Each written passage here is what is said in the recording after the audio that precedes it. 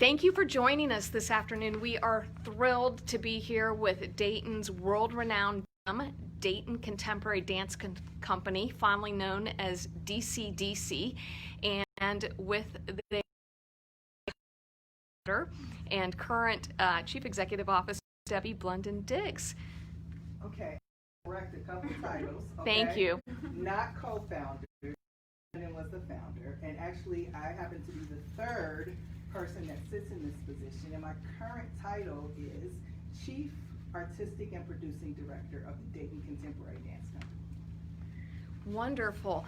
Can you tell us a little bit about DCDC for those who may not be familiar with it, in terms of its history and current activities? Well, DCDC stands for Dayton Contemporary Dance Company. We are 52 years old this year. So if you're from Dayton and you don't know who we are, shame on you. But we have a deep history in the community, particularly in the African American community. My mother, who was the founder of the company, actually in 1965, started a dance school because there wasn't a place for African American children to study dance. And so she wanted, her mother wanted to find a place where she could have quality dance training. The Schwartz sisters, who couldn't allow them to come into their school at that time because we were in the middle of all things segregated, decided to teach them at a satellite location. And then from that, the Schwartz sisters felt that Dean had developed a talent and a gift to be able to teach, and so they turned the classes over to her. So in 1968, the Dayton Contemporary Dance Company was officially incorporated, and it started very small. It was a small group of dancers, and they danced at, I don't know, teas, picnics, you know, then they started having their own seasons, and their very first season started at the Dayton Art Institute, which you'll see as we talk about some of our offerings this season is actually where we're going to be performing this year. So sometimes things just operate in circles. We have been in this particular facility for about 10 years now, and am so happy to be right in the heart of the community, located in a HBCU, Historically Black University facility, and this is where our studios are. We craft our magic, or at least try to. Can you tell us a little bit about how world-renowned DCDC is? I think, yes, as you said, shame on Daytonians who have been in the area that are not familiar with or have not been to one of the phenomenal DCDC performances, but DCDC is written up time and again in the New York Times. I mean, it is a global sensation and a huge reason why Dayton was fortunate enough to host last year the esteemed International Association of Blacks in Dance Convention. Actually came to Dayton because of DCDC. It did. Well, I mean, I don't know, when you're in the middle of it, you don't really know how world-renowned you are. You just do the work that you do in the places that you go.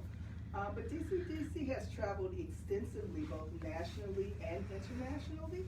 I think our last and most memorable trip was spending 30 days in Kazakhstan and Russia, where we probably performed in front of 8 different audiences and had, hundreds, not really hundreds, but lots of interaction with community engagement through teaching classes, at dance schools, at centers. We even visited an orphanage. And so I think what that kind of made really clear to me, that dance is a language that is spoken across the globe. We went into these spaces and without any words, we're able to connect with people in all of these foreign countries. And I see the same magic in the United States. It's just not as emboldened because we speak the same language. You can say, "Hi, I'm Debbie Blunden-Diggs, welcome to our show," and people are understanding what you're saying. But when you're doing this across the waters in a foreign country, it has a very different feeling to it. But being a part of an organization that has been in place for 52 years is really special. Being the daughter of the founder is really special. I got the opportunity to grow up here as a dancer, as a performer. I had a 25-year performing career here. And now I get the privilege of sitting in artistic leadership and helping to mentor and craft the dance minds of tomorrow that hopefully will carry this legacy on far beyond Geraldine, far beyond me. And so it's just a wonderful opportunity to do those things. What a gift and a gem your mother was and you are to our community. Thank to you. Continue that legacy and to, as you said, speak to audiences that may not speak English, because dance is a universal language and emotions can be expressed and commonalities can be shared. Again, just so amazing, I think, to realize that this is a Dayton homegrown gem that can be shared within the community. If you haven't been to a DCDC performance, you absolutely owe it to yourself to do that. But then also to take Dayton's reputation in such a positive and progressive way and share it across the nation and around the world. We couldn't be proud. I know that you are involved in, obviously, so many different parts of the community. You recently were honored with a position with a national organization. Do you want to talk a little bit about that? Again, sharing Dayton's pride with the nation. Yeah, when you're in this world, the dance world is a very small world, and so we're very connected. So the opportunity to serve other boards and in their organizations. I sit as a member of the International Association of Blacks in Dance Board of Directors, and I have just been appointed as a secretary to the Dance USA Board, which is huge. The work they do is huge across the country, particularly now in this time. COVID has opened a lot of eyes and a lot of minds to things that we just whispered in rooms. And so now there's a collective effort to make the space equal across the board, and Dance USA is certainly one of those organizations that is leading the charge in that, as well as the International Association of Blacks in Dance. That's wonderful. Thank you for your contributions to that. Thank you. Talking a little bit about COVID, tell us, we realize that it's decimating so many aspects of so many lives, both personally and business-wise in the community and across the globe. And the arts have been particularly hard hit. Can you share with us how COVID has impacted DCDC, how it's changed your calendar and your operations?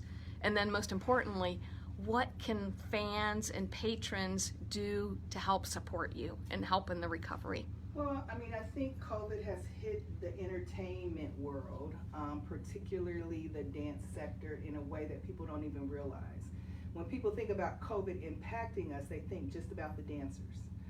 They don't think about the crafters of the dance. They don't think about the theaters and the stage hands that help us in our productions, about the people who run the concession stands. Millions and millions of people in this industry alone are affected by this COVID shutdown. Our dancers here, they're in it to win it for the fight. We were fortunate enough here at DCDC to be able to pay the dancers out the remainder of their contract when COVID fell upon us in March last year.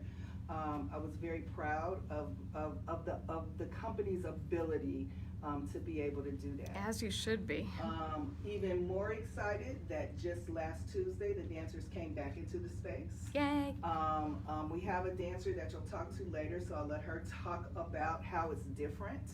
But the impact is impacting us all, but I think the greatest impact for me is that without the arts, without dance, without music, without theater, I feel like we're living in a black and white world, because I think the arts technicolor the world that we live in. And so until we can get back up on our feet, until you can see companies like DCDC, the Dayton Ballet, the opera in our community, and Broadway opens back up. And all of those things begin to regain their rhythm.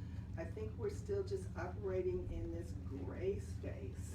And I'm really looking forward to getting back to a space where things are back open. That's a beautiful metaphor. I really like that. And I do think that COVID has made all of us aware how important arts are to our personal lives, to the expression of who and what we are as human beings.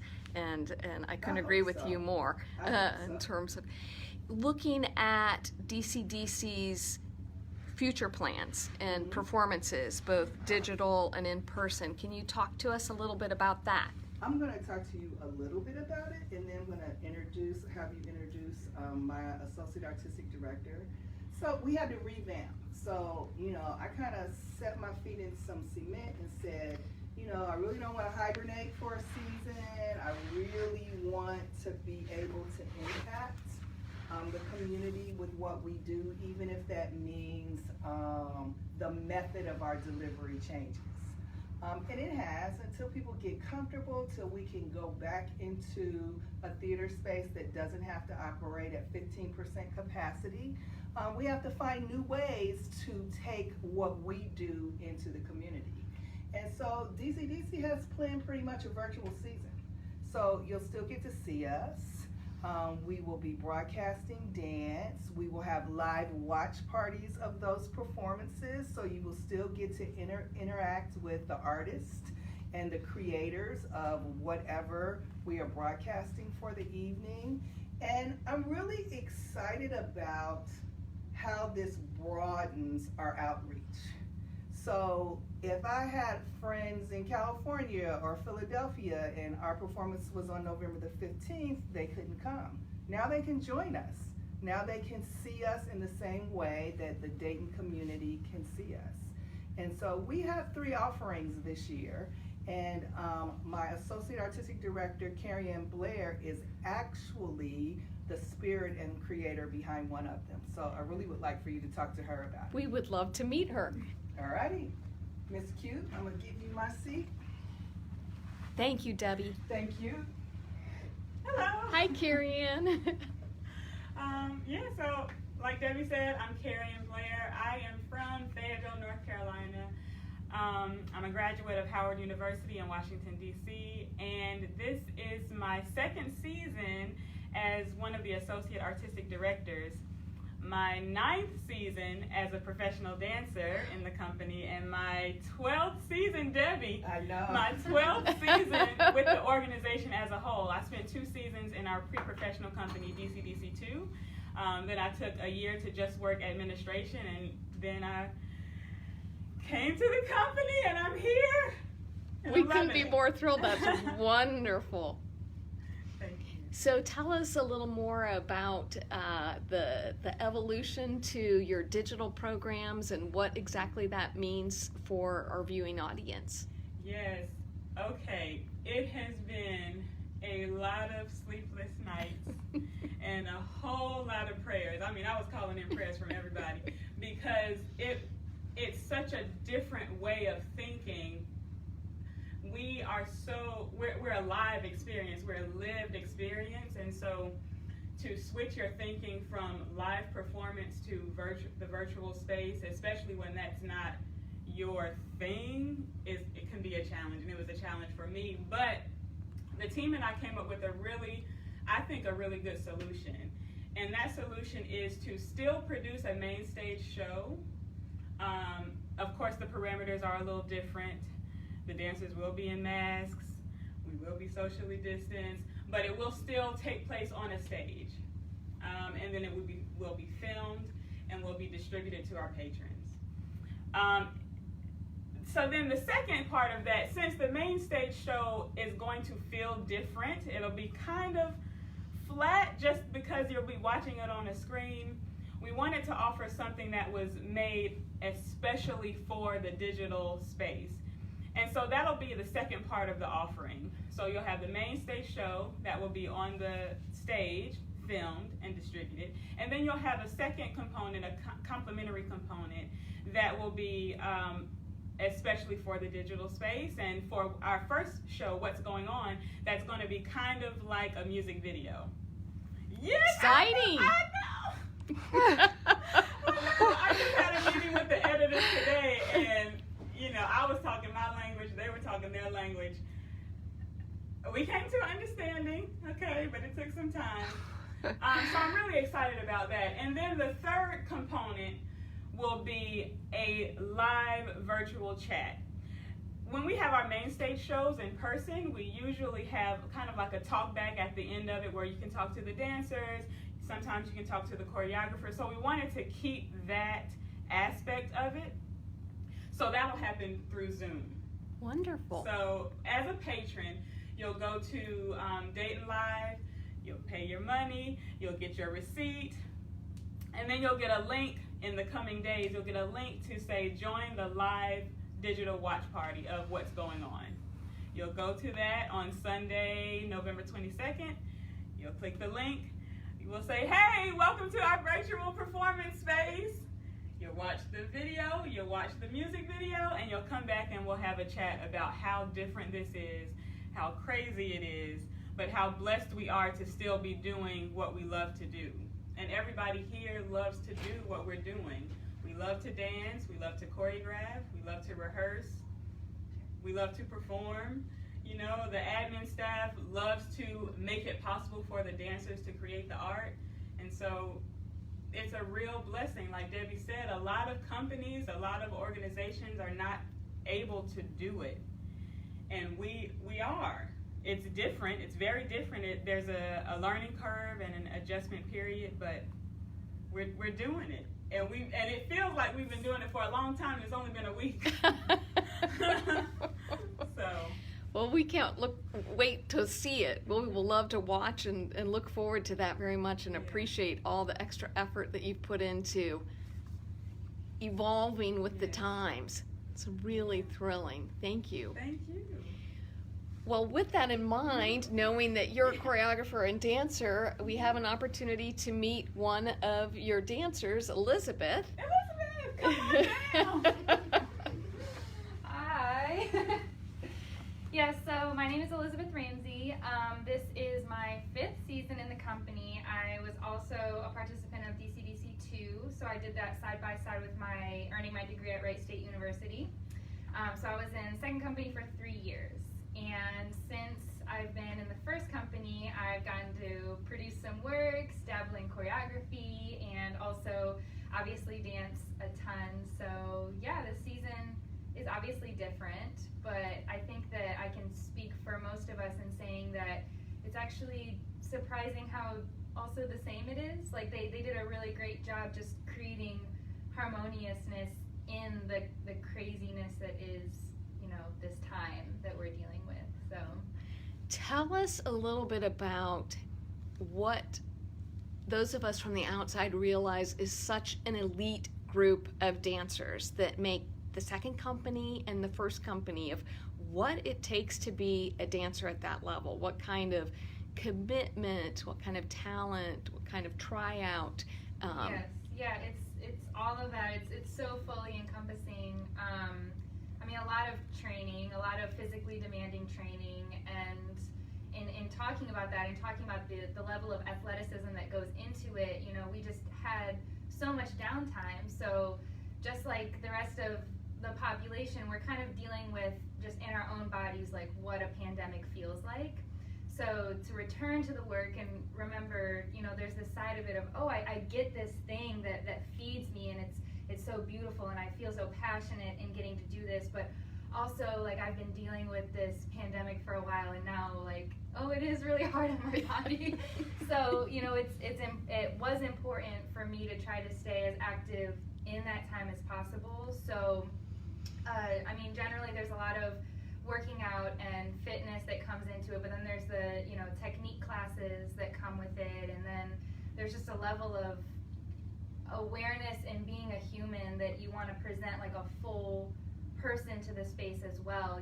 There's not really as much room for the questioning. It's like, come as you are, you know, and be a full version of yourself, so that you have the athleticism, the training, and also just the person that was hired into the company, so you can like present the art as well, you know. That's beautiful. What would a typical week schedule look like for a dancer in terms of pre-COVID? Both. I mean, just in terms of, you know, how frequently are you rehearsing? How frequently are you working out, perfecting technique? It's definitely more than a 40-hour work week, we're guessing. It is. Yeah, it can be. I think that each, from our company, each dancer has kind of chosen their schedule as it suits them. So, you know, you have some dancers that have really found home in yoga, and so they'll be turning to that more. You have some dancers that find home in running, so they'll be running. So when we meet communally, we have our workout with Sherry. So usually that's about 4 days a week that we're in there working out for about an hour. So that's like a high level intensity, getting our cardio up and, you know, getting our fast twitch muscles going so that we can do the work on the stage. And she's become really adaptive with how she trains us as well. So if we have a specific thing that we're working on, she'll kind of like ease it into that type of training. And you're referring to Sherry Sparkles, yes. who was with the company for so many years and is She's still, amazing. Yeah, she's still kicking our butt. So yes, we train with her in the mornings, and then we'll go into a technique block. So that might either be a ballet class with our ballet master, or that might be a modern class, or it might be a jazz class, just any, you know, the teacher will come in and kind of dictate what that space feels like. So we'll have class for normally about an hour and a half. We've shortened it just slightly for the virtual aspect of it, just because working in that way has other challenges too. So, you know, when you're trying to dance in your living room, the hour and a half class doesn't always feel as appropriate. So we've been navigating that. So we've shortened our classes just a little bit for that. And then we go into 2 rehearsal blocks with a little break in between. So like you said, we're working on the What's Going On series right now. So I've been choreographing a new piece, which I'm really excited about. And I got to spend some time in the studio and then some time at home as well. So kind of interesting seeing like how my brain works in each of the different spaces. And if you see like some choreography super tiny and then some really big, you might be able to kind of tell where I was creating at that time.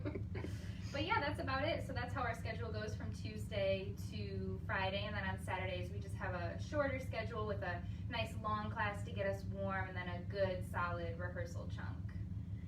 That's incredible. And the upcoming performances, the dates for this year are? So I know that we will be starting our recording soon, and Debbie can also speak to this. We'll start recording mid-month, and then go on recording, and the final show. Thank you, Elizabeth. The show will be broadcast on Sunday, November the 22nd at 4 p.m. And you will get all of the aspects that you heard Kyrian talk about. You will get the performance footage that is shot on stage, and then you will get the video that we're calling our EP. So you will come, you will see the performance footage, you will have an intermission, you will see the EP, built specifically for the Marvin Gaye, What's Going On, and then it will be another intermission, or no, it'll be a slight pause, and then you will get to talk to the artists and the creators and ask a question. It's a live watch party. Go to Dayton Live now. Make sure you don't miss it.